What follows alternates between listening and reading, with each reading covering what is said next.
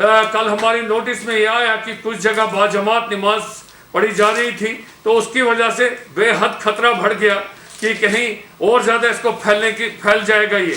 जैसे हमने देखा कि अभी जो कुछ लोग गए थे बांडीपुरा और के इलाकों में, वहाँ पे ये तबलीग से वो लोग थे, और वहाँ से जब वो बाहर से आए वो कुछ लोग इन्फेक्टेड थे, जिन से वो वहाँ मिले। सडनली हमारा वहाँ पे एक और मसला बन गया कि 4-5 लोग वो पॉजिटिव इस वक्त हमारे हो गए, जिसकी वजह से ये जो इसके इंसिडेंट्स है ये फैल गया उस एरिया में। पूरी रात कल से हम ये कोशिश कर रहे हैं उनको आइडेंटिफाई किया जाए, उन कंटैक्ट्स को, ताकि उन कंटैक्ट्स को आइसोलेट किया जाए। और इसलिए मेरी ये दरख्वास्त होगी ख़ास तौर पे इमाम से, सारे मस्जिदों के इमामों से, रिलीजियस हेड से, कि वो इसमें गवर्नमेंट का, एडमिनिस्ट्रेशन का साथ दें और लोगों को मुतहरक करें, और लोगों को ये हमारी अपनी तरफ से ये बताएं कि नमाज जो है वो इस वक्त वो घर में अदा करें।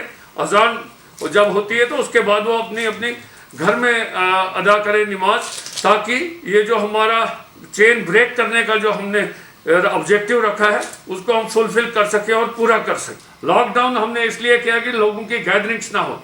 घर घर हम राशन पहुंचा रहे हैं इसलिए कि ताकि लोगों को बाहर आके लाइनों में ना खड़ा होना पड़े। एलपीजी हम पहुंचा रहे हैं, आज से हमने राशन सारा कल से शुरू किया है लोगों के घरों में देना।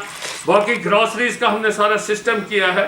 ये जो सब कुछ हमने किया है ये सिर्फ इसी कंसेप्ट से किया है कि ताकि लोगों को बाहर ना आना पड़े और कहीं पे लंबी लंबी लाइनें और कतारें ना जमा हो।